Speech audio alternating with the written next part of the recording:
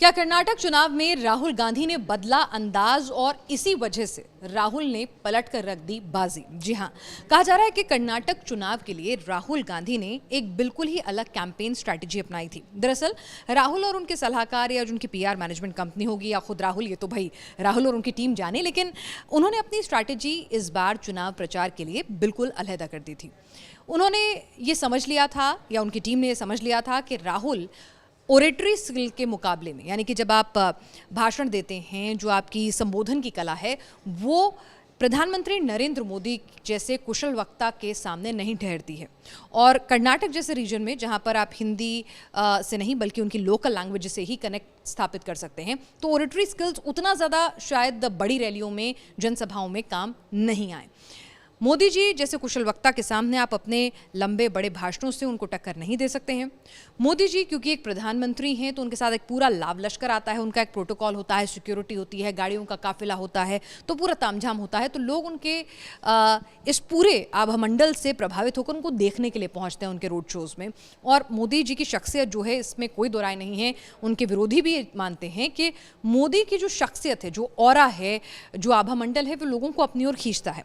तो ऐसे में राहुल गांधी की टीम ये समझ गई थी कि रोड शो और बड़ी बड़ी रैलियां शायद राहुल के लिए अच्छी खबर लेकर नहीं आती, यानी कि उनके लिए वो उनकी स्ट्रेंथ नहीं है। राहुल एक बहुत अच्छे वक्ता नहीं है। राहुल का आभामंडल ऐसा नहीं है कि वो रोड शो करें और अपार भीड़ सिर्फ उनको देखने के लिए ही आ जाए, जैसा कि प्रधानमंत्री नरेंद्र मोदी के लिए होता है। तो राहुल ने अपने माइनसेस पर ना खेल के अपने प्लसेस पर खेला। राहुल ने इस बार पूरी स्ट्रैटेजी, उनकी टीम ने, राहुल गांधी की ने चेंज की। आप देखिए, राहुल गांधी ने इस बार किसी पत्रकार को इंटरव्यू नहीं दिया, कोई छोटा बड़ा setting walk the talk interview नहीं दिया। राहुल गांधी ने इस बार फोकस रखा कि वो यूट्यूब इन्फ्लुएंसर्स को इंटरव्यू दें, हल्के फुल्के इंटरव्यूज़ दें, जिसमें आत्मीयता से कनेक्ट हो। एक आम आदमी राहुल में अपने घर के आसपास के लोगों की अपनी छवि जो है वो देख सके। तो राहुल गांधी ने इस बार इंटरव्यू देने के लिए सोशल मीडिया इन्फ्लुएंसर्स को चुना।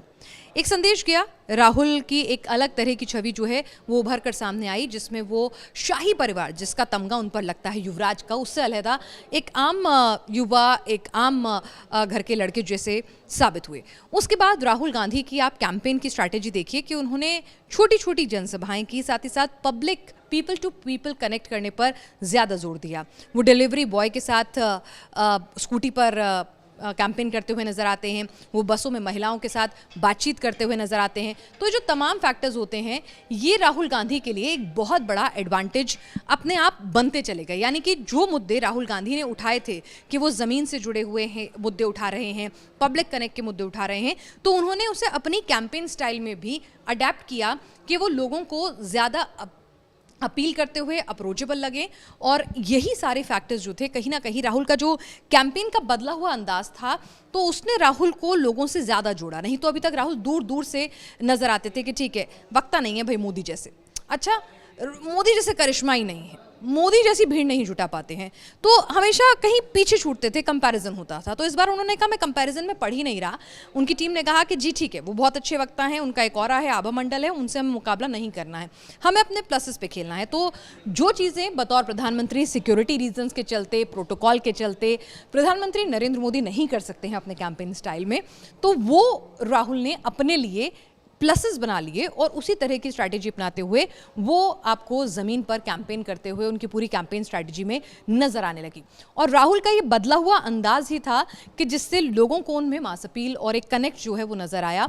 और भारत जोड़ो यात्रा जो 21 दिन चली, उसमें भी जो राहुल का पूरा अंदाज था, जिस तरह से उनकी तस्वीरें आ रही थी, सोशल मीडिया पर उनको वायरल कराया जा रहा था, जिस तरह से बातचीत कर रहे थे, जो पूरा का पूरा उनका कैंपेन जिस तरह से उनके इर्द गिर्द बुना गया, उसमें उन्हें एक आम, अपने जैसा, लोगों का दर्द समझने वाला, एक आत्मीय नेता, अप्रोचेबल नेता के तौर पर उन्हें पेश किया गया, जिसमें कहीं ना कहीं राहुल का ये बदला अंदाज उनकी उस छवि से कि ये नॉन सीरियस पॉलिटिशियन है, ये पार्ट टाइम पॉलिटिशियन है, ये हाफ हार्टेड पॉलिटिशियन है, छुट्टी में चले जाते हैं कैंपेन करने के बाद, उस छवि को तोड़ता हुआ नजर आया। और साथ ही साथ जो उनकी सदस्यता रद्द हुई, उनका घर छिन गया, तो ये पूरा का पूरा तमाम चीज़ें जो थी, थोड़ा बहुत रोल इन्होंने भी एक सिंपैथी का, एक सॉफ्ट कॉर्नर का वोटर के मन में जगह, ऐसा विश्लेषण जो है वो निकल कर सामने आ रहा है। तो क्या राहुल का ये बदला हुआ अंदाज, ये बदली हुई कैंपेन स्ट्रैटेजी भी कहीं ना कहीं लोगों को राहुल से जोड़ने में कामयाब रही है? और क्या इसी स्ट्रैटेजी पे अगर राहुल गांधी मध्य प्रदेश और राजस्थान में भी काम करते हुए नजर आते हैं तो राहुल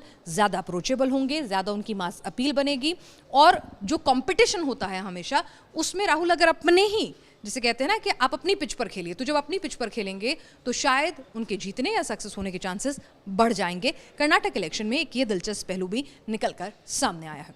कर्नाटक चुनाव और एससी एसटी वोट बैंक, जी हाँ, कर्नाटक के जो नतीजे आए हैं उसमें एससी एसटी वोट बैंक का कांग्रेस की तरफ जाना, ये भी अपने आप में कांग्रेस की जीत का बहुत बड़ा फैक्टर रहा है।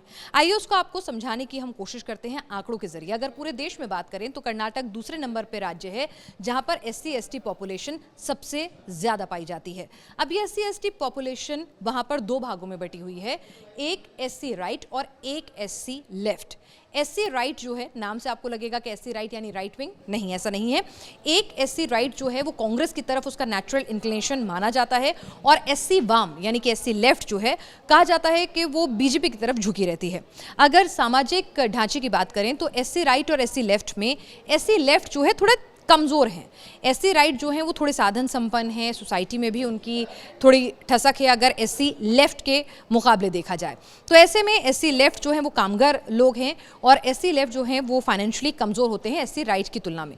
अब आपको बताएं कि कांग्रेस ने एससी कोटे में ही सेंधमारी की फूट डाली। दरअसल कांग्रेस ने बहुत ही सोची समझी रणनीति के तहत उन्होंने कहा कि एससी वाम, एससी लेफ्ट जो हैं वो हमारे से थोड़े से छिटके रहते हैं, तो ऐसे में हमें अपना पूरा कंसंट्रेशन जो है वो एससी राइट पे करना चाहिए, लेकिन उन्हें भी नाराज नहीं करना चाहिए।